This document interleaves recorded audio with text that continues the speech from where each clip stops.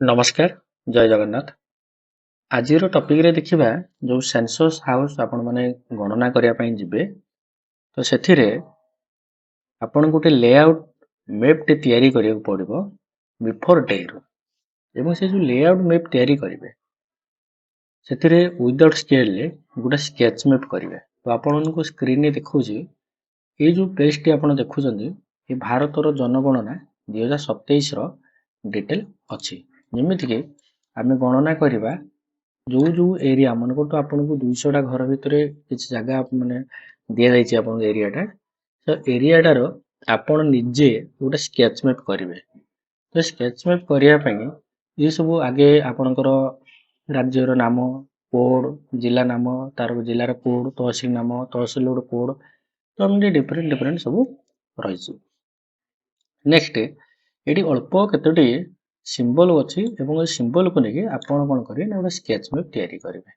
ठीक अछि तो स्केच मैप टा केमिति करिवे यार गोटे नेक्स्ट पार्ट टे मु आपण पई नै आसीबे पूरा गोटे डेमो टे ऑलरेडी तैयारी करि सारछि तो आपण को देखै देबे निश्चित से वीडियो टी देखिबे आपण स्केच मैप करिवार किछ असुविधा नै हमें गुटे गां को नै करिचो तो आज जो टॉपिक रे रहिछि हमें विभिन्न सिंबल प्रथमे जानिबा तापर स्केच मैप तैयारी करिबा तो आपण माने वीडियो टी देखुछंती विथ टीचर्स यूट्यूब चैनल ले तो एजाय जदि हम सहित जोड़ी ही नांती सब्सक्राइब करनांती ताले दया करी सब्सक्राइब टी कर देबे कारण एतर बहुत सारा ऑफिशियल इंफॉर्मेशन ही आपन को मिलि जिवो आ जदि सब्सक्राइब करछन तो बहुत सारा धन्यवाद आ आपनकर मतामत जणेबे एबे हमें पॉइंट को जिबा जे हमें ताको लेआउट मैप जोटा कि एचएलपी बा हाउस लिस्टिंग ताको ब्लॉक कोआ जाउची ये हाउस लिस्टिंग ब्लॉक रे कोन रहिछि ना हमर केतोटी पॉइंट रहिछि से पॉइंट को हम इंपोर्टेंट दो पड़ियो जेमिति कि हमें कहूचे गुटे जगह को गले से गुटे पक्का घरटे अछि ताले ताको हम जे पक्का रेसिडेंशियल बिल्डिंग कहबा तो हमर कोन अछि गुटे कच्चा हाउस अछि माने कोन तार तार सिंबल केमिति रहबो एमिति ट्रायंगल सिंबल रहबो जेमिति पक्का रेसिडेंशियल कोन रहबो ना स्क्वायर सिंबल रहबो एवं मने करतो गुटे पक्का घर अछि ठीक अछि तो किछ असुविधा नै पूरा संपूर्ण बिल्डिंग रे अछि केते केस रे हुए किछि घर फांका पडिथिबो जेमिति कि आमे तार केतरा सिंबल मध्ये अछि तो आपण को स्क्रीन रे देखौछु जेमिति कि आमे देखि परिबा जे हमर रहिछि कोन ना पक्का घर अछि बासगृह अछि ताले आमे कोन करि परिबा ना को स्क्वायर चिन्ह दबा एवं ए जो बिल्डिंग नंबर हम केमिति क्रिएट करबा तार मध्ये गुटे पार्ट नै आसी बट आज एटा जस्ट खाली कहि दोची तो बिल्डिंग नंबर ता कोन करिया ना ता भितरे हमें 9 लिखिबा नेक्स्ट पक्का घर अछि किंतु सेठी केही रहू नांती कोन करतनी केही रहू नांती तागाले ताको हमें कहया अण बासगृह बा नॉन रेसिडेंशियल बोली कहबा एवं ताको हमें स्क्वायर चिन्ह करबा स्क्वायर चिन्ह करी ताको एमति गारो द एवं ता भितरे कोन लिखा 10 लिखा यूज स्केच रे एवं ताको सेंसस गृह संख्या केते कहआ जिवो ना 1 कहआ जिवो एवं बिल्डिंग नंबर ताको हमें देला 10 नंबर बिल्डिंग दबा ये गुटे उदाहरण नेक्स्ट आमे गुटे कोन करिया बासगृह अछि किंतु कोन अछि ना कच्चा घर जोटा टिके अगर कहउथली ताले ताको हम कोन करिया ट्रायंगल दबा एवं सेथरे हमर बिल्डिंग नंबर 15 एवं एथिरे मध्ये रहबो कोन 15 रहबो नेक्स्ट आ गुटे बल्ला पॉइंट रहिछि सेमिति से कच्चा घर अछि जेमिति कि मट्टी घर अछि किंतु घरटी खाली अछि केही रहू नांती बा हेटी हमें किंतु गुटे थर गला हमें केही रहू नांती देखिबे सेटा सेमति हो माने हमें गुटे मास तक ऑब्जर्व माने जिबा से गुटे मास हम गणना पड़िबो ता भितरे हमें जो देखिबा जदि केबे केही रहू नांती ताल ताको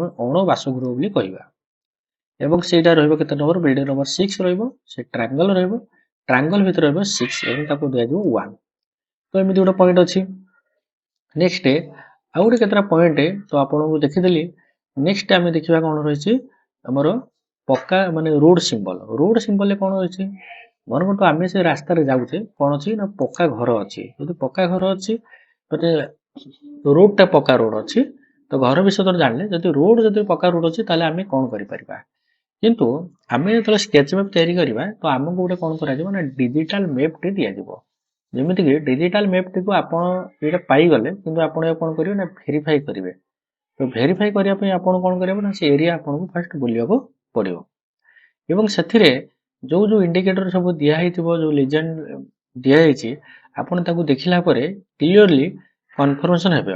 କନଫର୍ମେସନ କରି ଏଟା ଏ କାମଟା କୋଉ ମାନଙ୍କର ନା ଇନୋଭେଟର ମାନଙ୍କର କାମ। ଏବଂ ଏ କାମ କରିସାରିଲା ପରେ ତାକୁ କଣ କରିବେ ସୁପରଭାଇଜର ଦେବେ। ସୁପରଭାଇଜର ନିଜେ ପୁଣି ଚେକ୍ କରିବାର ଯଦି କରିବେ ଠିକ ଠାକ ଅଛି ନା ନାହିଁ, ତାପରେ ସେମାନେ କଣ କରିବେ ନେକ୍ସଟ ପାର୍ଟକୁ ସେମାନେ ଦେବେ।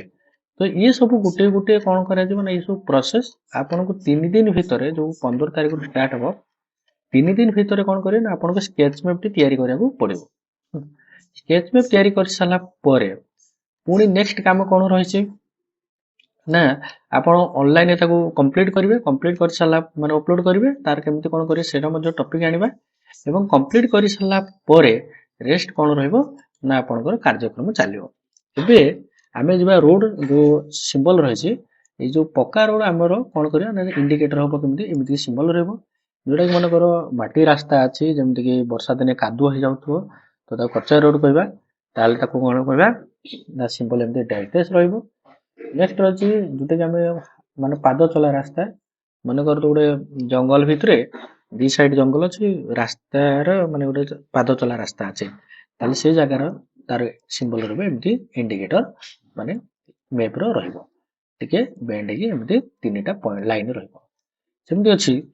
ଏବଂ ଯୋଉଟା ଆମର କଣ କରିବା, ମନେକର ତୁ ରେଲୱେ ଲାଇନ ଅଛି, ତାହେଲେ ରେଲୱେ ଲାଇନ ଯେମିତି ଟ୍ରାକ୍ ଯେମିତି 3ଟା ଟ୍ରାକ୍ ହୁଏ, ତ ସେମିତି ଟ୍ରାକ୍ ଏମିତି ଟ୍ରାକ୍ ଇଏ ହଉଛି ରେଲୱେ ଲାଇନ।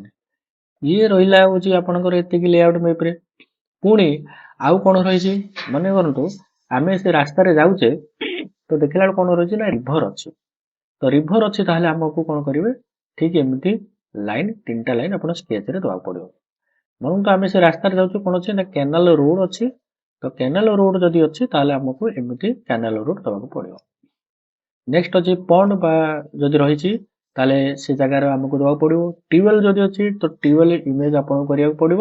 ଏବଂ ଇଏ ମଧ୍ୟ ସ୍କେଚ ମ୍ୟାପରେ ମାନେ ଆପଣଙ୍କୁ କରିବାକୁ ପଡିବ ଟ୍ୟୁବୱେଲ କାମଟି। ଠିକ ଅଛି, ତ ଏମିତି ଆପଣ ଗୋଟିଏ ଗୋଟିଏ କଣ ଅଛି ନା ଏଇ ଯୋଉ ଲେଜେଣ୍ଡ ମ୍ୟାପ କିରେ ଏଗୁଡା ସବୁ ଆପଣ ମନେ ରଖିବାକୁ ପଡିବ, ନହେଲେ ଆପଣଙ୍କୁ ପ୍ରୋବ୍ଲେମ ହବ। ନେକ୍ସଟ ଲ୍ୟାଣ୍ଡମାର୍କରେ ଆଉ ରହିଛି କଣ ନା ସ୍କୁଲ, ହେଲ୍ଥ ସେଣ୍ଟର, ପଞ୍ଚାୟତ ଘର, ପୋଷ୍ଟ ଅଫିସ, ଟେମ୍ପଲ। ତ ଏଗୁଡାକ ସିମ୍ପଲ ହାଉସ ଅଛି। ତ ଆପଣ ସ୍କୁଲ ଯୋଉଠି ରହିଛି, ତ ନର୍ମାଲି ଆପଣ କଣ କରିବେ ନା ଗୋଟେ ସ୍କେଚ ମ୍ୟାପ ଆପଣ ଯୋଉମାନଙ୍କର ଆର୍ଟ ହୁଏନି କହିଲେ ହବ ନାହିଁ, ତ ଯୋଉମାନଙ୍କ ଡ୍ୟୁଟି ପଡିଛି ତ ସେମାନଙ୍କୁ ଆପଣ କଣ କରିବ ନା ପ୍ରାକ୍ଟିସ କରିବାକୁ ପଡିବ। ପ୍ରାକ୍ଟିସ କଲେ ହିଁ ଯାଇକି ଏଇଗୁଡାକ କାର୍ଯ୍ୟ ଆପଣ କରିପାରିବେ, ନହେଲେ କରିପାରିବେ ନାହିଁ। ସେମିତି ଯଦି ମନେକର ହେଲ୍ଥ ସେଣ୍ଟର ଅଛି, ତାହେଲେ ହେଲ୍ଥ ସେଣ୍ଟର ଅଛି ସ୍କ୍ୱାର କରିଦେବେ। ସ୍କ୍ୱାର କରିଦେଲା ପରେ ଏଠି ଆପଣ ପେନ୍ସିଲରେ ଆପଣ ରେଡ୍ କରିବେ, ପରେ ତାକୁ କଲର କରିବେ, ଯାହା କରିବାର ଅଛି କରିବେ। ପଞ୍ଚାୟତ ଅଫିସ, ପଞ୍ଚାୟତ ଘର ଯେମିତି ସ୍କୁଲ ଘର ସେମିତି ହବ। ପୋଷ୍ଟ ଅଫିସ, ଟେମ୍ପଲ, ତ ଟେମ୍ପଲ ପାଇଁ କଲର ହେବ ଅଲଗା। ସେମିତି ଆଉ କେତୋଟି ମଧ୍ୟ ରହିଛି। ଆମେ ଯଦି ଦେଖିବା, ଆମେ ଯେତେବେଳେ ଡିରେକ୍ସନ କରୁଛେ, ଯେତେବେଳେ ମ୍ୟାପଟାକୁ ଯିବା, ଆମେ ଗୋଟେ ବର୍ତ୍ତମାନ ମ୍ୟାପକୁ ଦେଖିବା। ଯେତେବେଳେ ଆମେ ଡିରେକ୍ସନ କରୁଛେ, ତ ଡିରେକ୍ସନ କଣ ରହିଛି ନା ସବୁବେଳେ ନର୍ଥ ପରେ, ଯଦି ଆମ ମ୍ୟାପ ଯେମିତି ଦେଖିଥିବେ ଉତ୍ତର ଦିଗ ସବୁବେଳେ କଣ ରହିବ ନା ଉପରକୁ ରହିବ ହଉଛି ଉତ୍ତର ଦିଗ। ଏବଂ ସେଥିରେ କଣ ରହିଛି ଆଉ ତଳକୁ ରହିବ ହଉଛି ସାଉଥ।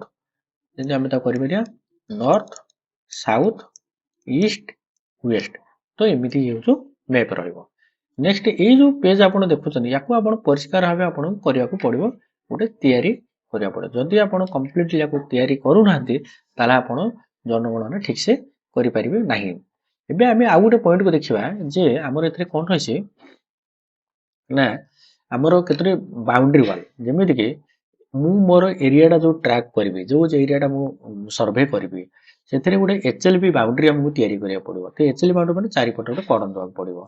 ତ ଏବେ ଆପଣଙ୍କୁ ଆଉ ଗୋଟେ ଜିନିଷ ଦେଖାଯାଉଛି, ନେକ୍ସଟ ପାର୍ଟରେ ଆମେ ଏଇ ପାର୍ଟଟି ଆପଣଙ୍କୁ ଆଇଡିଆ ଦେବୁ। ତ ଆଇଡିଆଟି ଆପଣ ଦେଖନ୍ତୁ, ଏଥିରେ ବହୁତ ସାରା ଆପଣଙ୍କ ପାଇଁ ଡକୁମେଣ୍ଟେସନ ତିଆରି କରିଦେଇଛି। ତ ଆପଣମାନେ କେମିତି ନିଜେ ତିଆରି କରିବେ ସେ ବିଷୟରେ ଆପଣଙ୍କୁ ଆଇଡିଆ ଦେଇଦେବି। ତ ଆପଣମାନେ ଏଠି ଦେଖୁଥିବେ, ତ ଗୋଟେ ଅଲରେଡି ଓଡ଼ିଶା ନବରଙ୍ଗପୁର ତହସିଲରେ ଆମେ ଦେଇନୁ, ତ ଏଟା ପଣ୍ଡିଗୁଡ଼ ଗୋଟେ ଗାଁ ରହିଛି। HLB ନମ୍ବର ରହିଛି 15। ଏବଂ ଏଇ ଯୋଉ HLB layout map India census 2027ରେ ଆପଣ କେମିତି କରିବେ ଗୋଟେ ଗାଁଟିକୁ ନେଇକି, ଏବଂ ତାର ପର୍ଟିକୁଲାର ଡିଟେଲ ଆପଣଙ୍କୁ ନେଇ ଗୋଟେ ଆଇଡିଆ ନେଇ ଆସିବୁ। ତ ଏଇ ଟପିକରେ ଏତିକି। ପୁଣି ଥରେ ନେକ୍ସଟ ପାର୍ଟରେ ନ୍ୟୁ ଟପିକରେ ଦେଖାହବ। Thank you.